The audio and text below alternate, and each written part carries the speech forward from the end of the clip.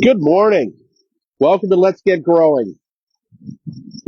We're up here by the road today, so you might hear a little background noise with the cars going by, but um, it's the best place to get a good shot of what I wanted to talk about today, and that is certainly one of the best flowering vines I think that you can get, especially for our climate, um, and that is the climbing hydrangea. Hydrangea anomala petiolaris.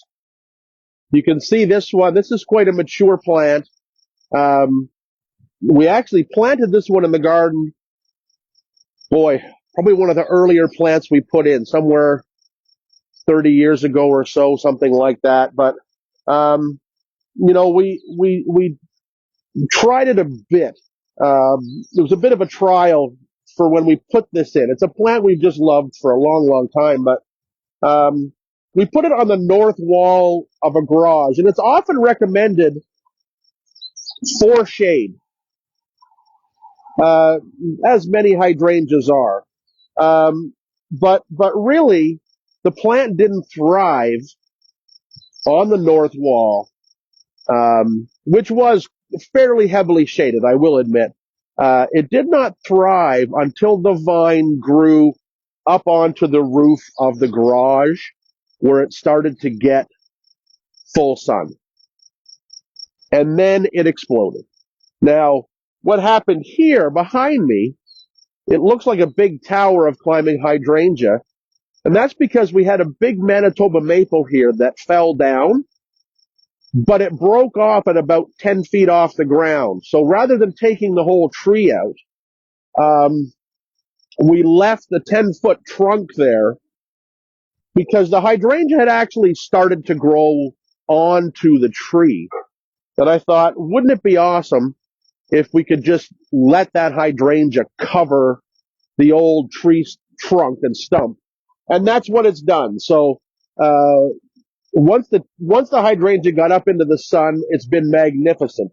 Um, the beauty, I think, of the climbing hydrangeas is, of course, the flowers are spectacular. Also, it's not a vine that needs a lot of care. You know, some vines, like if you look at what we're standing beside here as well, Virginia creeper will grow 20 feet a season, and really is crazy. You really have to keep at it and keep pruning it and keep cutting it back, and really manage it so that it doesn't overtake the world. The climbing hydrangea, on the other hand, is relatively slow growing, especially for vines. So it just builds and builds and builds on itself as the seasons go. I can honestly say that we never prune this. We let this just do this itself. So you can see it's gone up, it's covered the tree trunk from ground up. It's coming out across the front of the garage. It's going across the top of the garage. Um, but it never really goes out of bounds because it doesn't grow rampantly. Now, what you can see, so you can see it here, hydrangea, the climbing hydrangea is one of those hydrangeas that you would say blooms on old wood, meaning don't prune it in the spring. If you have to do any pruning, cut it back early in the season, right after bloom, so it's got the season to produce new growth. If you look and see, you can see here probably, I hope, maybe this stem's better, that here's last year's growth. Can you see that, Laura? Can you get that okay? Here's last year's growth. The tip of it has just pushed out a couple of inches and then flowers. So that means it's blooming on last year's growth. Here's this year's growth right here. No flowers on it, but that is going to produce maybe 3 or 4 flower heads next year. So you really don't need to prune it much because this isn't going to grow that much in one season. Maybe about out to here and then flower. So quite easy going that way. The only time we've ever had to actually prune this is when a branch eventually got long enough that it started to grow into the garage, or they mound up on themselves and they get so big that they start shading something behind it or whatever. So that's really all we've had to do. You don't ever need to go through and uh, and deadhead it. These flower heads, once they're not fully open yet. Once they fully open, do their thing, and then dry, they turn brown but still look attractive on the plant. So you never have to deadhead it. Um, you never have to take old flowers off because they will even look good through the winter. So very important that way. As with other hydrangeas, some of the fertile flowers are just barely starting to open. So with hydrangeas, you have these big flowers here. These are sterile florets, mostly for attracting insects and things. And then down in the middle, you get all these little buds here. And a lot of these little buds will then be sort of the fertile ones where the nectar is. But there's got to be some open already because the bees that are hanging around here are crazy. Lots and lots of pollinators on here. And it'll be covered for the whole time it's blooming. So you really can't go wrong with a climbing hydrangea. You just need to be patient when you plant it. They don't always go real fast like other vines. There's a saying that goes along with the climbing hydrangeas. The first year they creep, or the first year they sleep, the second year they creep, the third year they leap. And that's really pretty much the rule of thumb for climbing hydrangeas. Although I do see now in the nurseries you can sometimes get larger specimens that are already trellised, and they'll come along a bit faster. So something to think about. If you buy a cheap one in a 1 gallon pot, then you're going to be patient. If you buy a 5 gallon pot, spend a few bucks more, you're going to get faster results. But remember, when you're putting them in shade, make sure they're getting at least 4 hours of sunlight or you won't get bloom. And any flowering vine that doesn't bloom well isn't really worth anything. There's just not much to them. They will cover a wall in deep shade, but you won't be happy with the results. So eastern exposure, fantastic. A lot of this vine, what's right behind me here, is in eastern exposure. Even if I went around the back and I had northeast and northwest exposure on the back of the vine, lots of bloom. But when you get into heavy, dense north facing with maybe shade from shrubs and things, don't do it. It'll just keep growing until it gets out of that and finds the light it wants. So, average soil, it can be dry, it can be moist, it'll grow faster in moist soil, but we certainly don't have that, and it's growing fantastically well for us. Decent light, 4 hours of sun or more. It's self-clinging, so you don't have to trellis it. It will hold on to whatever it's leaning up against by itself, which is a great feature. So get it, enjoy it.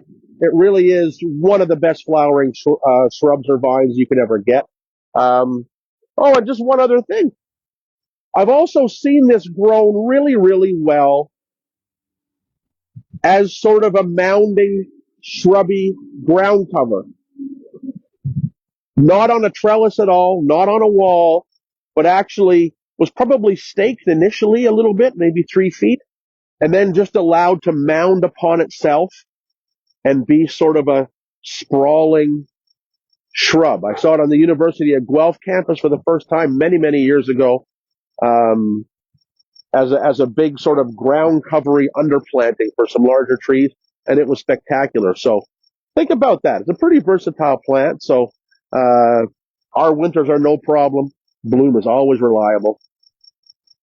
If you haven't got one, get one. We got any questions today, Laura? Sure, I have a question. If you're planting it to cover a wall, how far apart, like how much? If you were going to cover a wall with it, I would probably space about maybe 6 feet apart. If you had like a 20-foot wall, I'd put maybe 3 to 4 plants there, maybe 5. Depends how quick you want the cover. Um, something like this, do you bother to remove the old flowers after it's done flowering? No, we don't ever take the old flowers off. We just leave them. They give some winter interest. They look nice through the winter, like other hydrangeas, and then by spring they just disintegrate, or get hidden. There's a bit of last year's flowers here. You can just sort of see them right here. These were smaller heads, but they're just covered over by new growth. So we really don't ever see those old flower heads. There's another one there. You really don't see the old flower heads once new growth has started because it just piles its growth over top of them. So almost considered self-cleaning in that respect.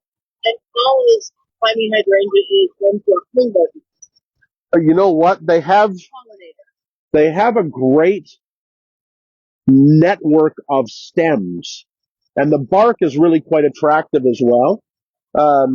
So you can imagine, like, there is a network of stems in there that would be amazing for any bird to make a nest in. I think we've had robins nest in this one before. But yeah, they'd be great for that as well. Great shelter. Michelle would like to know, should we deadhead the peonies? So yeah, absolutely. So, when there's no reason to keep the seed pods on peonies. Hybrids aren't going to come true. If you have species peonies and you want to grow them from seed, which is possible, save the seed. The seed on the species peonies can be very attractive, really interesting structures. But your regular peonies, no, deadhead them. Have a look though before you just go and chop. If your first flower is finished, well, we'll let that tractor go by. He was loud. When your first flower is finished, look down the flower stem because you might see side buds forming. A lot of varieties will form side buds. So just deadhead that first flower down. It'll keep it tidy. It'll take the weight of that seed head off and allow the plant to put its energy into producing those side buds. So by all means, deadhead as you go, but just watch if you've got side bud formation. So keep it blooming longer. And Mary wants to know, is it too early to trim any birch or Japanese maple tree branches that are hanging too low?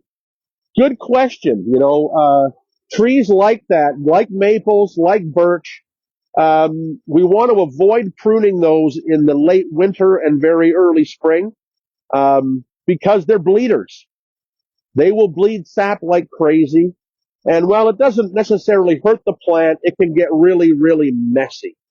I remember being in a garden where, I think the city had come down and taken a branch off that was about, 6 inches in diameter because the branch was hitting the buses on the road. And they had done it in early spring. And you could just watch the sap dripping out of it and into a puddle on the ground. So you got to be careful of that. But I think now we probably are at a point now where the leaf growth is probably fairly full.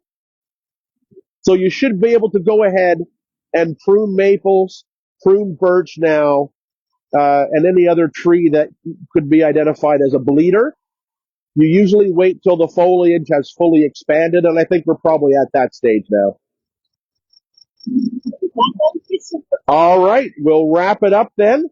Great gardening weather. Enjoy June.